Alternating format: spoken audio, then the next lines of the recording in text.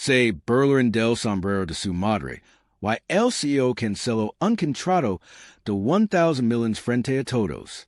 Bienvenidos a Cuentos de Conquistas, donde escuchas historias que dan huella. Prepárate, esta será la más increíble que hayas visto. No parecía una reina, pero todos iban incliners aniela. El olía madera encerrada, vino caro y flores frescas. En el gran salón del Club Imperial de San Marino, los candelabros brillaban con la intensidad de 1,000 estrellas, refulgiéndose en los cubiertos de plata pulidos como espejos. Hombres de trajes oscuros y mujeres con vestidos de diseñador brindaban con copas altas, celebrando discretamente el inminente acuerdo de fusión entre dos de las empresas más antiguas del país. Afuera, un auto negro se detuvo en la entrada principal. El conductor apenas alcanzó a poner pie en el suelo cuando la puerta trasera se abrió con suavidad. De él abajo una mujer de piel canela, erguida como si lavar una corona invisible.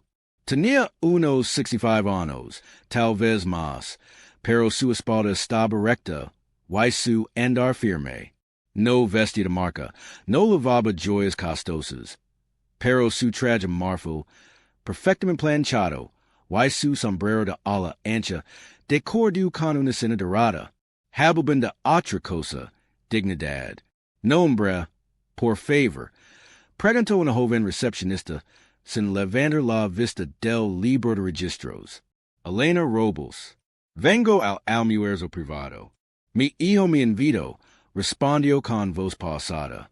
La recepcionista frunció el seno. El señor Tomás Robles, Elena asintió orgullosa. Él es el CEO de Ecodrive. ¿Cierto? Así es. La joven hizo una mueca incómoda. De behavior on error. Las entradas para el personal de servicio están del otro lado. Señora Elena no respondió de inmediato. La frase cayó como una piedra en el silencio cortés del vestíbulo. Un camarero que pasaba por ahí miró de reojo, y una mujer de cabello rubio, y vestido verde esmeralda soltó una carcajada disimulada al escuchar la confusión. No soy parte del servicio. Dijo Elena con una sonrisa leve pero imperturbable. Estoy en la lista de invitados. Soy la madre del señor Robles. La recepcionista parpadeó incómoda. Estaba a punto de verificar cuando la mujer del vestido verde se acercó, sin ocultar su tono bullen. Madre, vaya, ahora inviten a la señora de la limpieza. Que inclusivo. ¿Quién sigo? El jardinero. Varias personas alrededor saltaron. Pequeñas risitas. Elena mantuvo la cabeza en alto, pero su corazón se apretó. Yo lo había vivido antes. No era la primera vez que alguien asumía cosas por cómo se vestía o cómo hablaba, pero esta vez dolía más porque era un día importante para su hijo. No quería empanarlo. En ese momento, desde la terraza del fondo, Tomás Robles levantaba su copa, sonría. Estaba segundos de brindar por un acuerdo valuado en 1,000 millones de dólares, un proyecto que había tardado 2 años en consolidarse. Pero justo antes de hablar, su mirada se desvió y la vio de paitensa, apretando su bolso con ambas manos. La mujer del vestido verde seguía hablando, haciendo un gesto exagerado hacia el sombrero de Elena. Mira ese sombrero. Mi abuela tenía uno igual. En los años 70, Tomás bajó la copa lentamente. Su sonrisa se esfumó como una vela apagada. Dejó el brindis en manos de su socio y caminó con paso decidido por el salón. La gente se apretaba a su paso. Confundida, luego hasta su madre, le tocó el brazo suavemente. ¿Estás bien, mamá?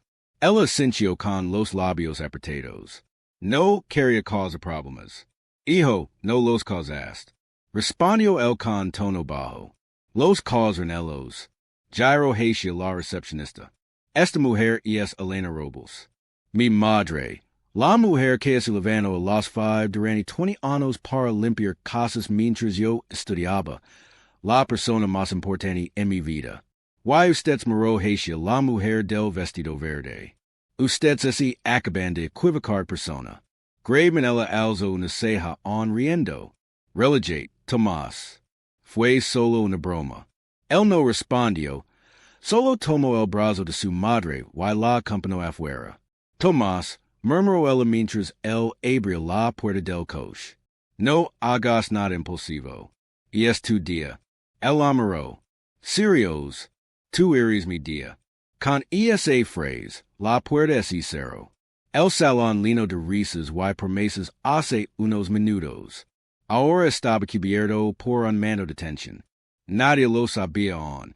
Pero en las siguientes horas, la historia de esa mujer con sombrero y del hijo que eligió la dignidad por encima del dinero iba a sacudirnos solo la élite, sino el pecenero.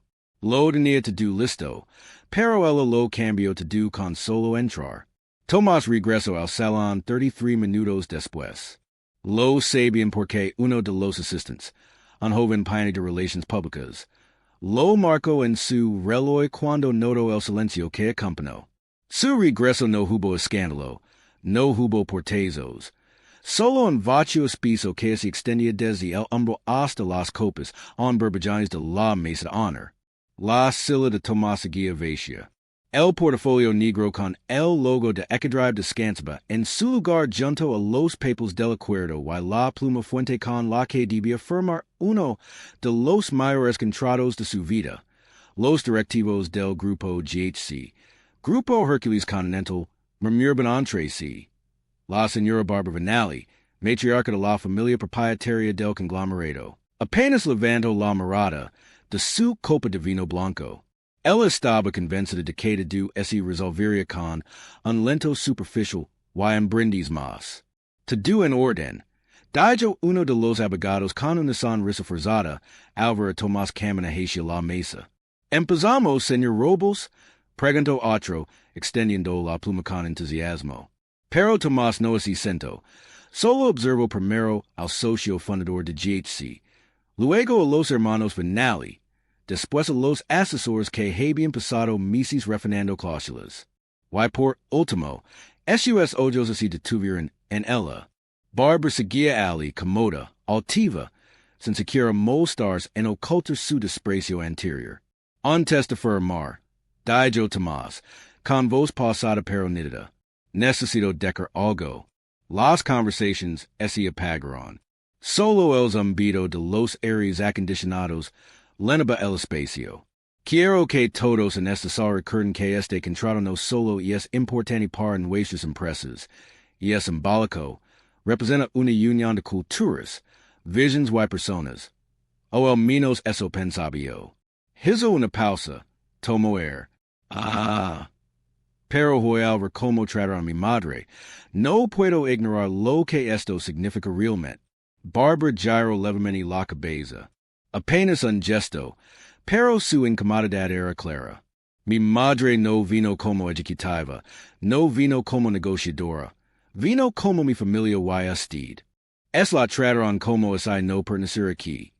Como si su sola presencia fuera una ofensa. Como si llevar un sombrero que no sea en las revistas la convertirá en menos. Alguien intentó interrumpir, pero él levantó una mano. No fue un error, no fue una confusión, fue destino, fue desprecio, fue clasismo y no voy a construir un futuro sobre eso. Tomás cerró el portafolio, metió la pluma en el bolsillo y dio un paso atrás. No firmaré. Un murmullo se expandió como una ola. ¿Qué dices? Exclamó uno de los abogados. Tomás, esto leva más de un año de trabajo. Entonces, aprendamos la lección. Un año de trabajo puede caer por un minuto de arrogancia.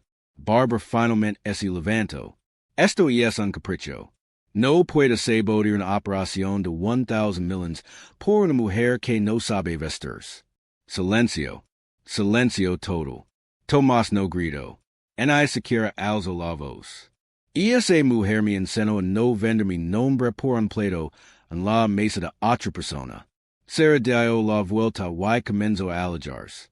barber grito algo sobre abogados, contratos y consecuencias, pero Tomás no es detuvo. Salió del salón caminando con la misma dignidad con la que su madre había entrado.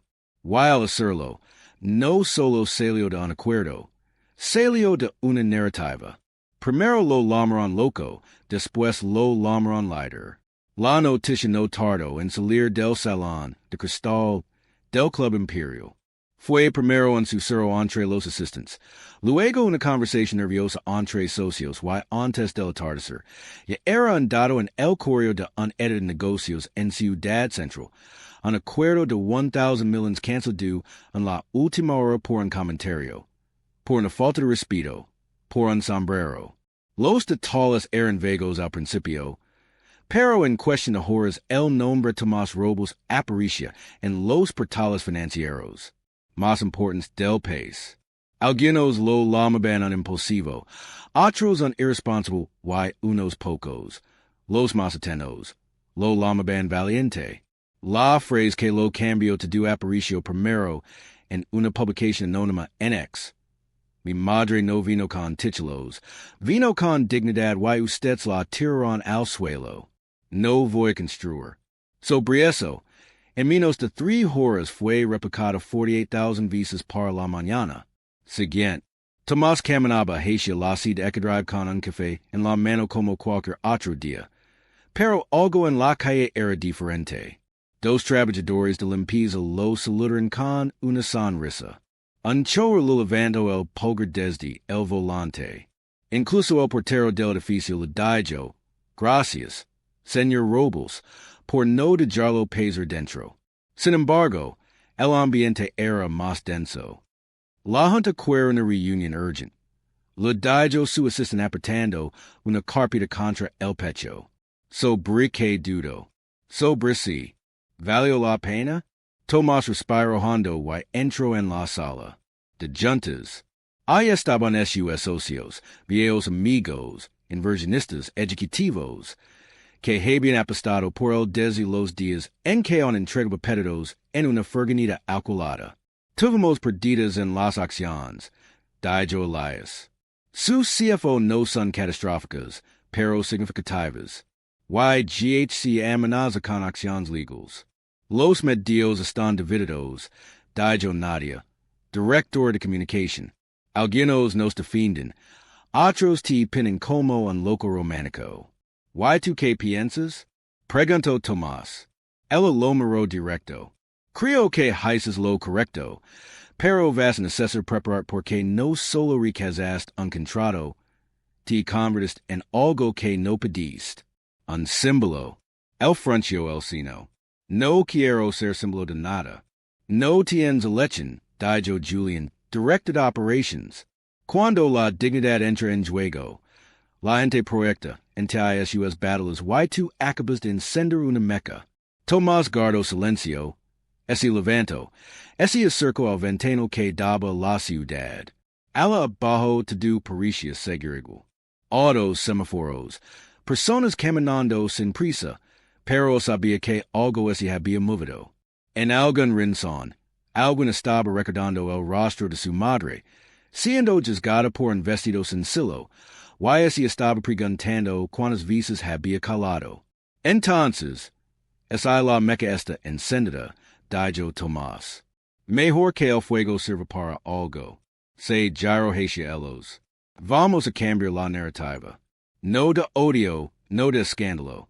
De verdad, nadie es cruzo de brazos. ¿Y cómo eres eso? Contando lo que veo realmente una persona. El mundo escuchó su silencio, y respondió con un rugido. El primer video no vino de un periodista, ni de un influencer.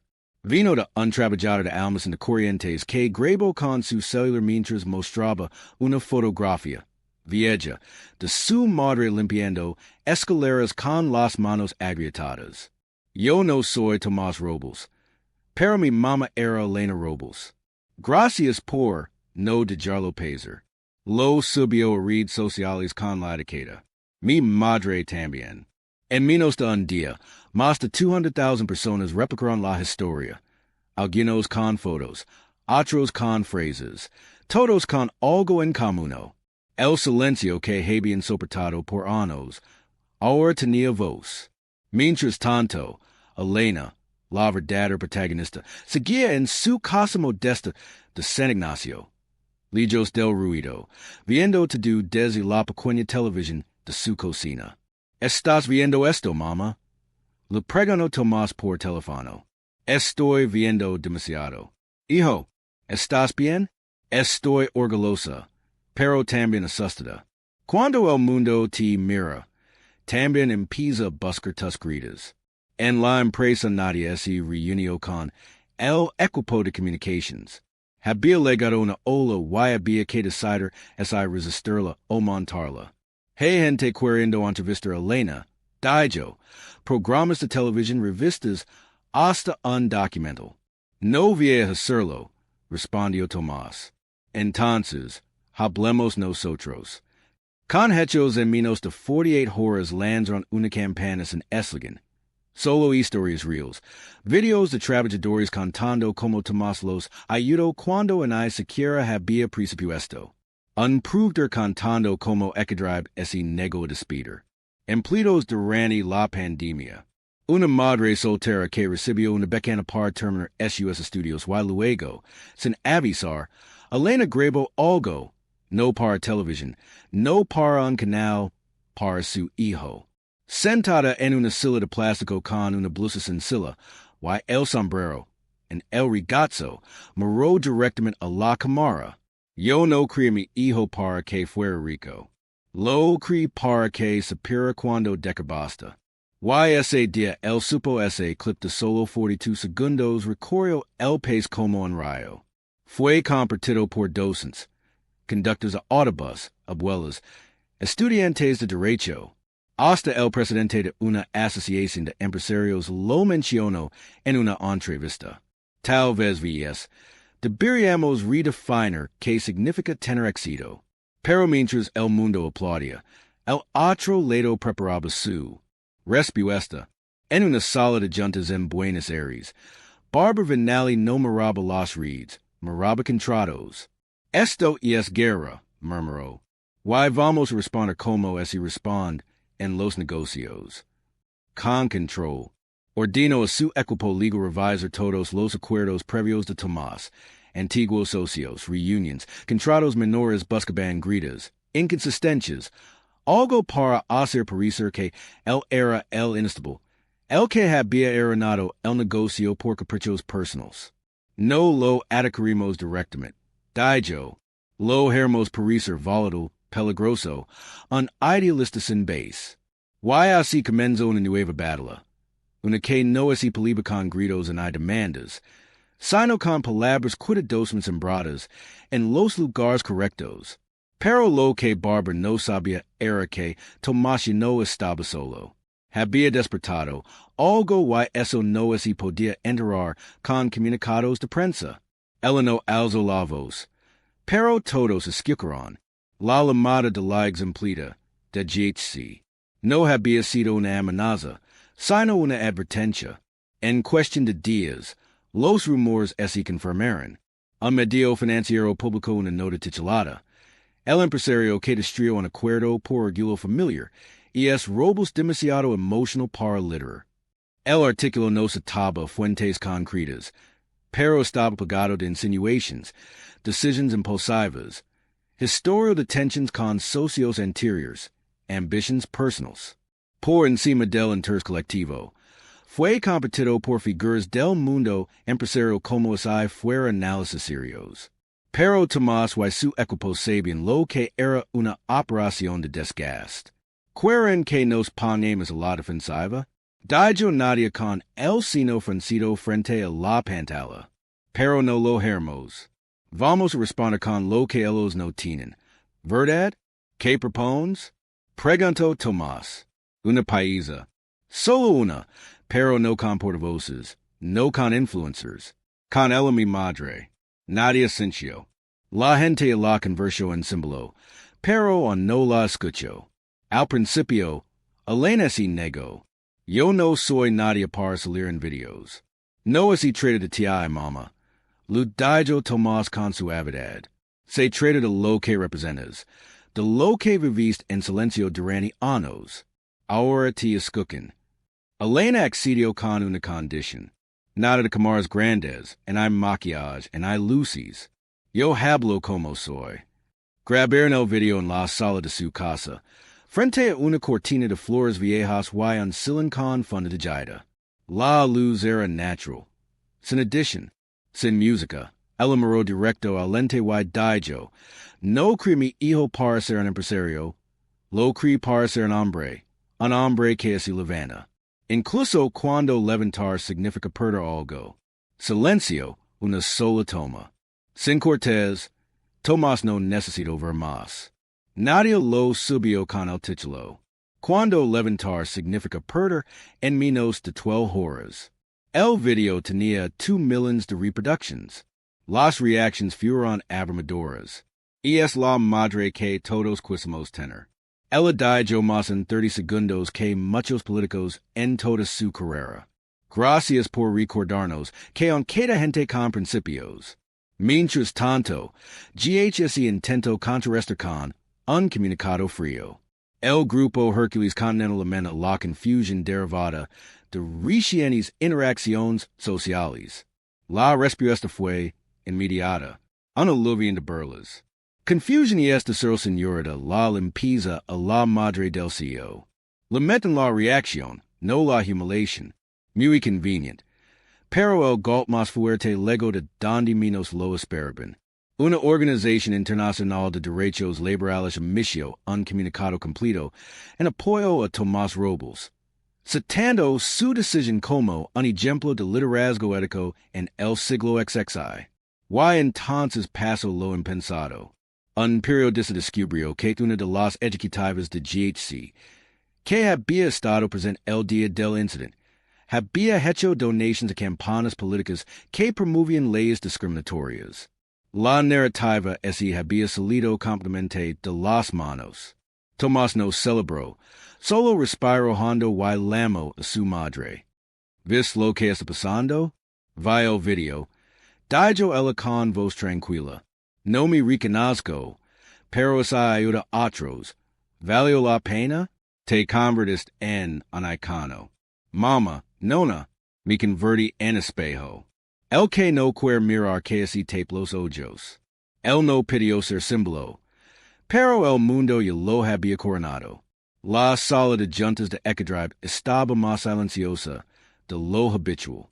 Los cristales que daban a la avenida Libertad de Jaban entra la luz de la tarde, pero dentro del salón el ambiente era denso, casi como ese respirar con cuidado. Tomás legó con un café en la mano y la mirada firme. Lo esperaba Nadia, Julian, Elias y 4 miembros clave del Consejo Directivo. En la mesa había carpetas abiertas, gráficos de proyección y una pantalla con títulos internacionales. Todos giraban en torno a él. Nos están pidiendo declaraciones, comenzó Elias, el CFO. Hey Marcus que quieren asociarse. Hey universidades que te quieren como conferencista. Incluso un canal internacional quiere grabar un documento. Laura, no soy figura pública. Respondió Tomás en tondos, sin quitar el abrigo. Solo canceló un contrato que no podía aceptar. Pero eso ya no es solo tu historia. Intervino Nadia. Y es la historia que muchos estaban esperando para contar. La suya. Y eso viene con un precio. Dijo Julian cruzado de brazos. Y nos congelaron 3 líneas de crédito. GHS nos amenaza con una demanda por ruptura unilateral. Hey inversionistas que se están poniendo nerviosos. Tomás bebió un sorbo de café. Luego habló sin levantar la voz. ¿Creen que no lo sé? ¿Creen que dormí tranquilo esta semana? Todos callaron. Pero hay algo que pesa más que los contratos. La mirada de mi madre ese día. El silencio con el que tantas otras mujeres como ella han vivido durante décadas. YSI perder un trato significa defender eso. Entonces, ¿qué hace? Elias lo miró con ojos sinceros. Yo estuve contigo en los días del deposito en ruinas. Tomás. Recuerdo cuando compartimos un solo escritorio, pero ahora estás liderando algo más grande que un negocio. ¿Estás preparado? Tomás respiró profundo. No, pero me estoy preparando. Nadie lo segundo. La pregunta no es si quieres ser símbolo. La pregunta es, ¿qué harás con eso ahora que lo eres? Una pausa densa se instaló en la sala. Entonces Julián murmuró, ¿Why si nos hundimos por esto? Entonces reconstruimos. Respondió Tomás sin dudar, pero no vamos construir. Sobre vergüenza. Esa noche, mientras subía las escaleras de su departamento, encontró un sobre en el buzón sin remitente. Dentro había una carta manuscrita. Mi padre fue jardinero en la finca de los Vinali durante más de 20 años. Los extraguaner. Desprecios en perder la espalda recta. Vi su rostro en el tuyo. Tomás, why me hace sentir que no te do este perdido. Gracias por no agachar la cabeza. Camila. Vi. Tomás leo la carta 3 veces. Luego la dobló con cuidado y la guardó en el bolsillo de su saco. Sabía que no podía responder todas las cartas, pero podía responder al mensaje. No estaban apoyando a un CEO. Estaban apoyando a un hombre que había dicho no. Cuando todos esperaban un sí, querían enterrarlo en silencio. Pero alguien habló. Camila Varela. No usaba redes sociales. Daba clases de cuarto grado en una escuela pública de Belo Horizonte y vivía con un perro rescatado. Y 3 mesetas de albahaca. No había buscado notoriedad. Solo escribió la carta para que Tomás supiera que alguien entendía. Por eso se sorprendió cuando 2 días después una mujer llamada Nadia Barbosa llamó a la escuela. No quiero más camaras. Dijo Nadia con voz clara. Solo quiero más que Tomás la conozca. Si usted quiere, Camila dudó. No por miedo, sino porque no estaba acostumbrada a que el poder llamar a su puerta. Aceptó con una condición. Nada de grabations, solo conversation. Tomás legó a su edificio sin guardaespaldas en hay prensa. Lavaba un saco sencillo y una bolsa con pan de queso de una panadería local. Cuando ella abrió la puerta, lo miró en silencio por un segundo. Usted es igual la foto, pero más cansado. Dijo con una sonrisa leve. Vengo a traer pan, respondió él. Y decar gracias. Se sentaron en la pequeña sala decorada con libros de pedagogia. Fotos de familia y una imagen enmarcada de un hombre mayor con un sombrero de paja. ¿Su padre? Preguntó Tomás. Sí, él fue jardinero de los Vinali. Por más de 2 décadas entraba por la puerta de servicio. Nunca es quejo, pero en casa nos decía. El respeto no es pide, es define. Camila habló poco, pero cada palabra lavaba historia. Tomás escuchó como quien escucha a alguien que lo de los países de un rompecabezas que lavaba tiempo incompleto. ¿Sabe por qué me escribió? Preguntó él. Porque cuando te sexa defender a tu madre, pensan todas las veces que mi padre no pudo defenderse y mi sentimento sola. Tomás así quedó en silencio. Antes de irse, Camila le entregó una copia de una foto. Su padre, de pie frente a un rosal, con las manos llenas de tierra, y la mirada firme para cuando el mundo se vuelva ruidoso otra vez. Dijo Tomás.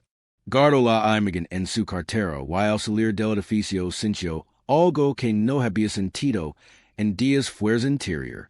Pero esa misma noche la tormenta volvió.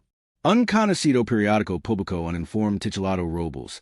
El CEO que romantiza el Chaos incluye supuestas declaraciones de exios y lo acusaban de romper acuerdos anteriores, manipula narrativas y usar la imagen de su madre como escudo.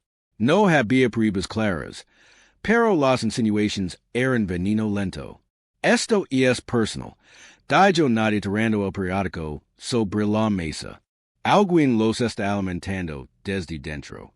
Están llegando sucio a Nadia Julián. Quieren destruir tu reputación para que Nadia recuerde por qué haces lo que haces. Tomás no respondió. Solo abrió la billetera. Sacó la foto del jardinero y la puso sobre la mesa. Entonces vamos a jugar distinto. ¿Qué tienes en mente? Preguntó Nadia. Acción. ¿Qué abonelos? Los que no tienen voz. Los que están hartos. Esa semana Ecadribe lanzó una campana inesperada. Esto es por ellos sin logos, sin colores corporativos, solo trabajadores reales, mirando a cámara y contando historias. Yo también sé que mi madre será ignorada. Mi padre cargó calles para que yo estudiara. Nadie lo vio. Hasta ahora no queremos venganza, queremos respeto. Las reproducciones se dispararon.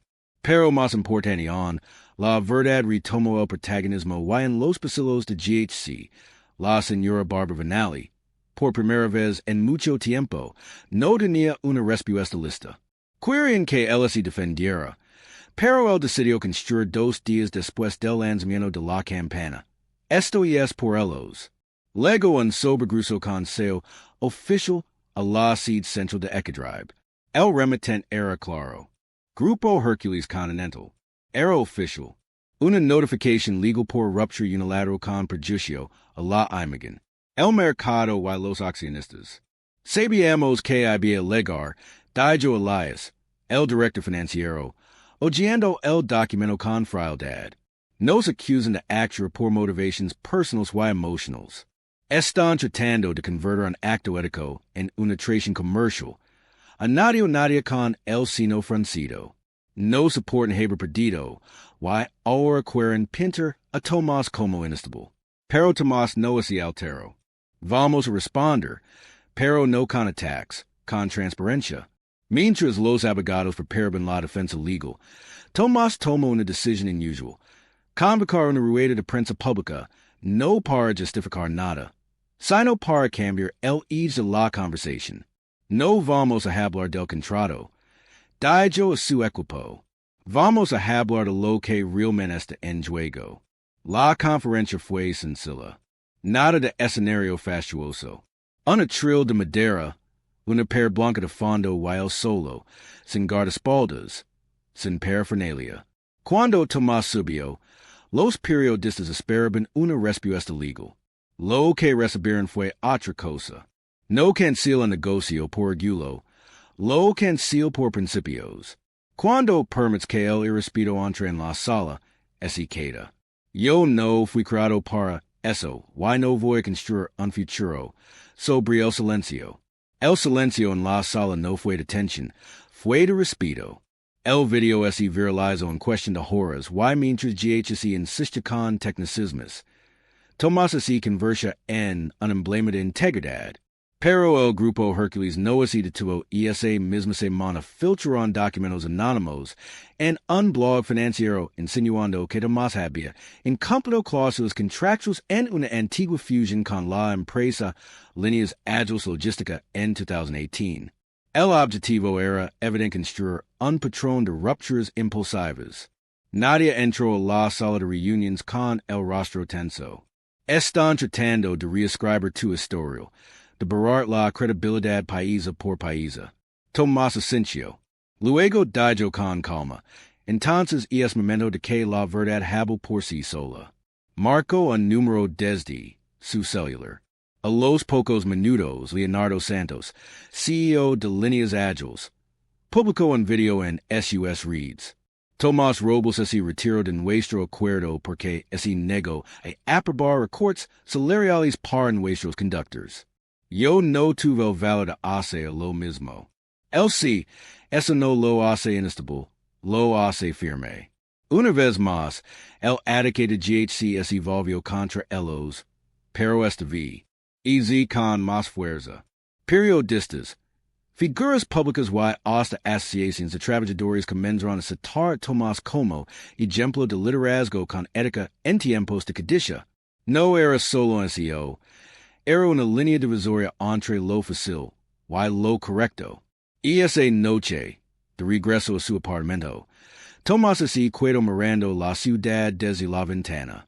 Sostenía entre sus dedos la foto del padre de Camila, aquel jardinero de rostro sereno. Y por primera vez, desde el inicio de todo, no sintió presión. Sintió propósito, no estaba resistiendo, estaba construyendo. Fundaron la empresa juntos, pero no todos estaban listos para perder. El mensaje llegó a las 8:47 de la noche, una sola línea directa, sin saludos ni rodeos. Provenía del número de Tarcisio Sampaio, primo de Tomás, amigo de la infancia y cofundador de Equidrive. Tenemos que hablar cara a cara. Tomás leyó la notificación con detenimiento, no por sorpresa, sino porque sabía que esa conversación no sería una charla, sería una confrontación. Se encontraron al día siguiente en una cafetería descrita de paneros, la misma donde años atrás habían esposado por primera vez el plan de negocios en servilitas manchadas de café.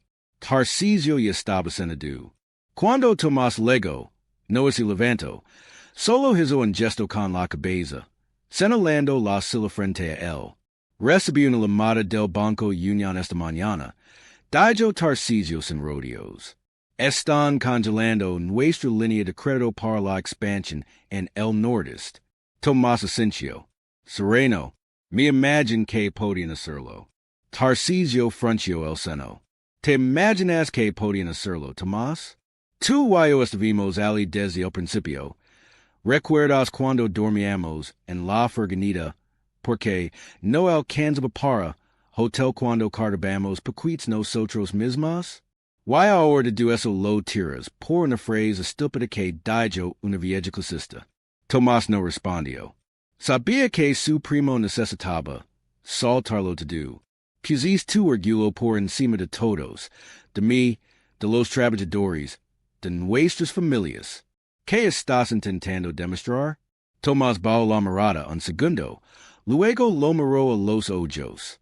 Estoy intentando demostrar que no te así vend, que no te así firma, que avisas de que no es más importante que cualquier expansión. Eso es fácil de decir cuando los medios te piden como un hero. Espido Tarcisio.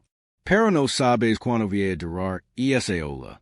Y cuando pase, que vamos a tener orgullo, una frase bonita en una perd? Preferiría eso a construir sobre vergüenza, respondió Tomás. Tranquilo, pero firme. Mi madre no fue humillada solo por su ropa. Fue humillada por lo que representaba. Y yo represento eso también.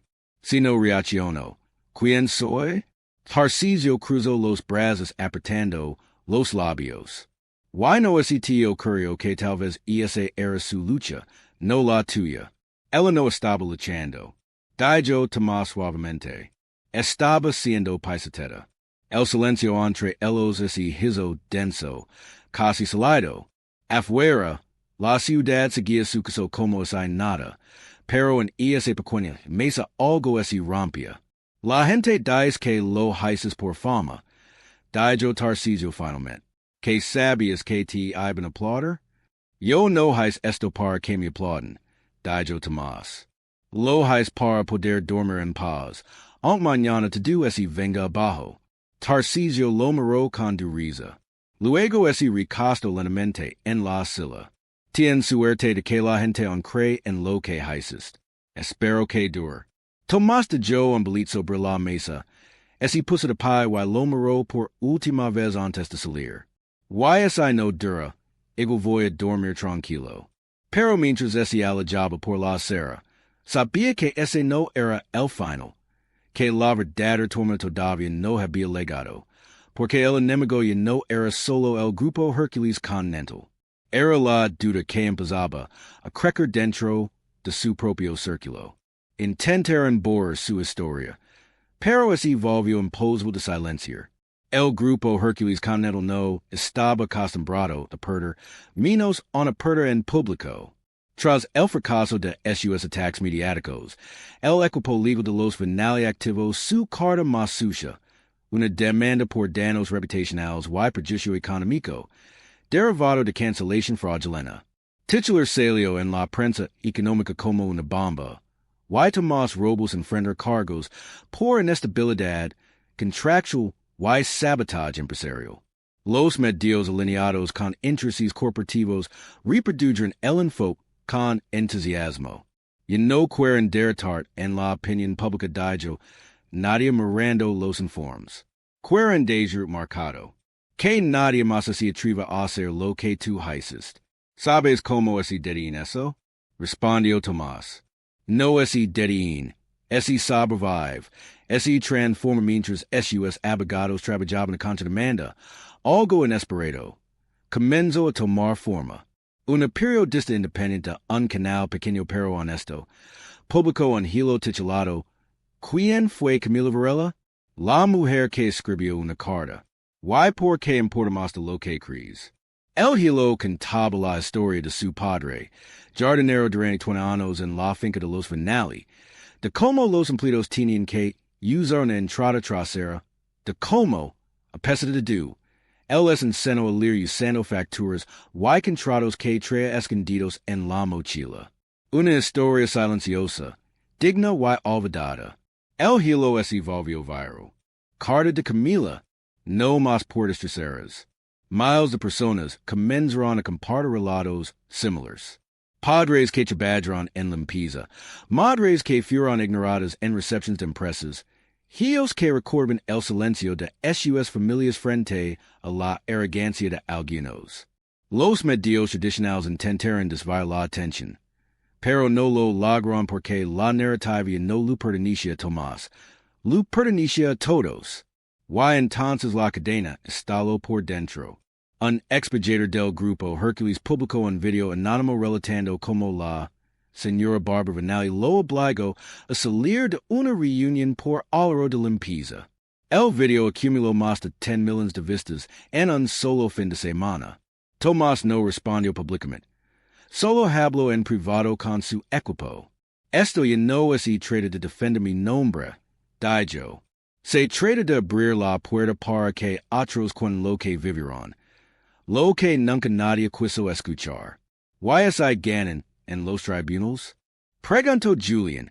Nos obligan a pagar millones en indemnización. Tomás bajó la mirada. Luego alzó los ojos con firmeza. Prefiero perder por defender a los míos que ganar vendiendo el respeto que me enseñan. Ese mismo día, Elena Robles apareció por sorpresa en un evento comunitario organizado por la Fundación que Tomás había comenzado en silencio. Fundación Horizonte subió al escenario con su andarpaus. Adu y sin leer ningún papel dijo. No hablo por contratos ni por cifras. Hablo por mi generación, por los que colaron para que otros sabieran.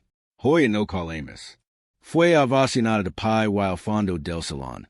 Sentada entre voluntarios, Camila Varela loro en silencio. No por tristeza, sino porque por primera vez alguien estaba contando la historia de su padre y de millones más. Iban a destruirlo en silencio, pero él habló donde todos podían oír. El juicio fue marcado para una fecha simbólica, el 15 de octubre, Día Nacional del Empresariado Ético. Algunos lo llamaron ironía, otros destino. Durante semanas, los Vinali habían preparado su ofensiva, allegations de inestabilidad emocional, contratos antiguos reinterpretados, analistas dispuestos a declarar que Tomás representaba un riesgo sistémico. Están preparando un circo, dijo Julian. ¿Why nos quieren poner de payasos? No, respondió Tomás. El espectáculo lo están armando ellos. Nosotros solo vamos a decir la verdad. El día del juicio. La sala estaba llena, cámaras, reporteros y sobre de silencio, el tipo de silencio que precede algo irreversible. Barbara Vinali entró con lentes oscuros, el rostro tenso, rodeada de abogados. Tomás entró solo con una carpeta bajo el brazo y un botón. En el saco con el logo de la Fundación Horizonte. El juez era severo, directo, no toleraba salto al abogado. De los Vignali comenzó su exposición hablando de pérdidas millonarias, acciones irrecuperables y daños reputacionales derivados de un acto impulsivo motivado por un malentendido social. Cuando llegó el turno de Tomás, su abogada, una mujer de voz serena llamada Carla Estés, solo Daijo. El respeto no es un activo negociable, y presento una sola prueba. El video el juez permitió reproducirlo. Era Elena Robles sentada en su sala diciendo, no crea mi hijo para hacer dinero, lo crea para que supera cuando decarbasta. El juez no hizo comentarios, pero algo en su postura cambió. Una leve inclinación de cabeza, una pausa antes de seguir. El juicio es largo por tiar días, declaran exocios, expertos legals, exfuncionarios públicos, pero nadie esperaba lo que ocurrió el cuarto día. Elena Robles, con 67 años y artrosis, en las rodillas pidió hablar. No está en la lista de testigos. Dijo uno de los abogados. De los venali. No importa, respondió el juez. Escucharemos. Elena se puso de pie con dificultad. Camino hacia el estrado. No miró a Barbara, solo el juez. No vengo a defender mi hijo. Vengo a defender lo que lo formó. Yo fui empleada doméstica. Nadie en esa sala lo sabía. Pero los ojos de esa mujer dijo señalando a Barbara con un gesto suave. Me recordaron el desprecio que sextatones visas dichas de puertas cerradas. El juez la dejó continuar. ¿Sabe por qué fue tan doloroso ese día? Porque no fue nuevo. Fue lo mismo de siempre. Solo que esta vez alguien dijo que no. Y por eso perdemos dinero. Que así sí. La sala quedó en silencio absoluto. Los abogados de GHC sabían cómo reaccionar. Elena bajo del estrado. Aplausos espontáneos comenzaron en las bancas del fondo. Antes de que el juez pidiera orden, horas más tarde se cerraron los argumentos. La sentencia se aplazaría por 15 días, pero el veredicto de la gente estaba decidido. El tribunal no decidía. Pero el mundo ya había elegido. Faltaban 7 días para que el juez anunciara su sentencia, pero afuera de los tribunales la realidad ya se inclinaba con claridad. 5 marcas internacionales retiraron discretamente su apoyo comercial al grupo Hercules Continental. 3 universidades cancelaron conferencias programadas con miembros del Consejo Venal y una prestigiosa firma de relaciones públicas cortó vínculos de décadas con ellos. No es justicia legal, dijo nadie, es justicia cultural. Mientras tanto, Tomás recibió una llamada del Consejo Global de Ética Empresarial.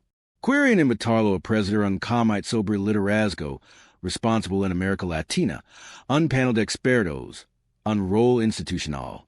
Es prestigioso, dijo Julian. Es poder real. Con esto entras en otro nivel. Tomás lo pensó durante unos segundos. Luego negó con la cabeza. Oh no. ¿Cómo que no? No quiero que mi historia termine en una sala de conferencias. Quiero que empiece en una calle. Y entonces reveló lo que había estado planeando en silencio con nadie, y parte del equipo. Un evento comunitario nacional. No una gala. No una premiación. Un reencuentro con trabajadores, con familias, con los invisibles. Un día para recordar por qué hacemos lo que hacemos. Lo llamaron día horizonte. Se programó para el primer domingo después del juicio con comida, arte, música, espacios de escucha y micrófonos abiertos. Sin patrocinadores, sin políticos, sin alfombras rojas. Solo la gente y sus historias. El anuncio fue recibido con entusiasmo. Decanas de ciudades pidieron replicarlo. Empresas pequeñas ofrecieron colaborar. Fundaciones locales ofrecieron espacios y logística. Mientras eso ocurría, una carta llegó al correo personal de Tomás. Era de Leonardo Santos, el CEO de Líneas Ágiles, la empresa con la que Tomás había roto contrato años atrás por defender a los conductores. La carta decía, gracias por no cambiar, por no suavizar. Cree que crecer era revolvers duro. Tú me enseñaste que también puede ser revolvers firme, sin dejar de ser humano. Tomás guardó esa carta junto a la de Camila. Sabía que no estaba construyendo solo una empresa, estaba construyendo una comunidad consciente. Esa noche, cenó en el balcón del apartamento de su madre. La vio dormir por un instante en su sillón preferido. Tenía una manta sobre las piernas, y el rostro sereno. Había logrado durante días, se había expuesto. Había sido vilipendiada, y admirada. Tomás tomó su mano con cuidado. Mama, o no sé si vamos a ganar en el tribunal. Ella, sin abrir los ojos, respondió, y ganemos, hijo, porque no te vendís y no te perdiste. El juez habló con la ley, pero el pueblo habló con el alma. El veredicto llegó en viernes por la mañana. La sala estaba llena, pero esta vez los rostros eran diferentes. Había cámaras, sí, pero también empleados comunes, jóvenes estudiantes, personas mayores, gente que nunca había pasado en tribunal, pero que había llegado temprano solo para ver cómo terminaba aquello que ascension como propio. El juez, de rostro severo y tono seco, leo el fallo sin rodeos. Tras considerar los elementos presentados, este tribunal concluye que el señor Tomás Robles actuó dentro de su legítimo derecho como líder de su empresa al cancelar el ACU. Erdo con el grupo Hercules Continental. No se encontraron evidencias de dolo, manipulación y negligencia. La demanda queda desestimada en su totalidad. Un murmullo atraviesó la sala. Algunos aplaudieron, otros se abrazaron. Barbara Vinali no dijo nada. Se levantó lentamente, y salió sin mirar a nadie. Fue la primera vez en su carrera que perdió públicamente, y no podía culpar a nadie más. Tomás no celebró, no alzó los brazos, no dio declaraciones. Solo agradeció al juez con una inclinación respetuosa, y salió por la puerta lateral porque su atención estaba en otra parte. 2 días después se celebró el Día Horizonte en un enorme estacionamiento reacondicionado. En las afueras de Sao Paulo se levantaron, todos blancos, for trust, escenarios simples y bancos largos de madera. No había alfombra, no había protocolo, había niños corriendo con la cara pintada, había madres con delantales sirviendo arroz, había trabajadores cantando sus historias al micrófono. Yo limpiaba oficinas donde nadie me miraba. Mi padre me decía que calar era sobrevivir. Hoy, gracias a ustedes, aprendí que también se puede hablar. Camila estuvo allí. Ayudó a organizar una biblioteca móvil para los niños. Levo una foto de su padre y la colocó en una esquina del escenario como un pequeño altar de gratitud silenciosa. Elena Robles también estuvo con su vestido claro, su sombrero de ala ancha, y un leve temblar en las manos por el cansancio, pero su mirada era firme. Tomás no habló como yo, habló como hijo, como vecino, como parte de algo mayor. Este no es el final de nada, dijo al micrófono. Es el comienzo de lo que somos capaces de construir cuando ya no bajamos la cabeza. No hubo fuegos artificiales, solo abrazos, miradas, lantos silenciosos y esperanza real. Al final del evento, cuando la mayoría se retiraba, Tomás se quedó solo en el centro del lugar, mirando cómo desmontaban las carpas. Nadie se lo acercó. Te están esperando las cámaras, los lighters, el mundo. Tomás sonrió, cansado pero pleno. Que esperan un poco más. Hoy quiero quedarme aquí escuchando el eco de los que por fin hablan. El poder es heredado con apelados, pero el legado con decisiones para en semanas desde el día horizonte. La prensa es calmo, las tendencias bajaron, las cámaras se fueron, pero algo no desapareció. Tomás caminaba por su rutina con más serenidad. Visitaba a su madre cada domingo. Comían juntos, sin hablar contratos ni demandas, solo del jardín, de las plantas, del olor del pan caliente. Una tarde, al llegar a casa, encontró un sobre delgado entre la correspondencia. No tenía remitente, solo su nombre escrito a mano, con la letra antigua pero clara. Alla burlo. Encontro una carta que lo dejó inmóvil. Tomes. No sé si recuerdas mi voz. Ah. So llama, el hermano de tu padre, aquel que desapareció cuando amarillo. Aquel que no supo cómo mirar al hijo de su mejor amigo, y de su hermano mayor sin sentir vergüenza. Vi lo que hiciste. Vi como defendes de tu madre, como enfrentes lo que yo nunca pude. No te escribo para justificar nada. Te escribo porque soy viejo, y porque calar es otra forma de morir. Tu padre estaría orgulloso. Yo lo estoy.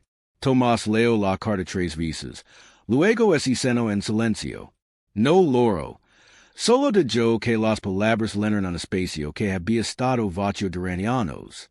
Y esa misma noche lamo a su madre. ¿Sabías algo de llama? Mi lamo, respondió Elena. No quis decírtelo hasta que él te hablara primero. ¿Y tú qué piensas? Pienso que el perdón no siempre es para quien lo pide. A veces es para quien no quiere seguir cargando con tanto. Días después, Tomás llamó llama. Hablaron por primera vez en más de 20 años. No sobre negocios, no sobre la empresa, solo su padre, sobre infancia, sobre silencios que por fin podían romperse. Una semana más tarde, en una reunión con su equipo, Tomás dijo algo que quedó grabado en la memoria de todos. No heredas un legado cuando te lo dan, lo heredas cuando decides sostenerlo con tus propias manos. Ese mismo día firmó la Constitución oficial de la Fundación Horizonte como organización permanente, el primer proyecto, Centros Comunitarios Móviles para Trabajadores. El segundo, un archivo digital de historias de dignidad olvidadas. En la per de su oficina no colgaban títulos en hay reconocimientos, solo 3 cosas. Una foto de Elena con su sombrero blanco. La carta de Camila enmarcada y la última línea de la carta de llama escrita en lápiz en una esquina. El respeto no es negocia, y tú lo defendes como si fuera la única herencia que importa. Tomás Robles nunca buscó fama, pero de yo algo más fuerte que eso. De yo un nombre que no se inclina, un apellido que no necesita corona, y un camino por donde otros por fin pueden caminar guiados. Si esta historia te conmovió, suscríbete ahora mismo a Cuentos de Conquistas. Pero antes de te invito a ver lo que ocurrió cuando ese Berlín de una joven que limpiaba un hangar, sin saber que ella descendió al avión que todos temían pilotar. Haz clic y prepárate para cuidar sin aliento. Disponible ahora en el canal en español. Yeah,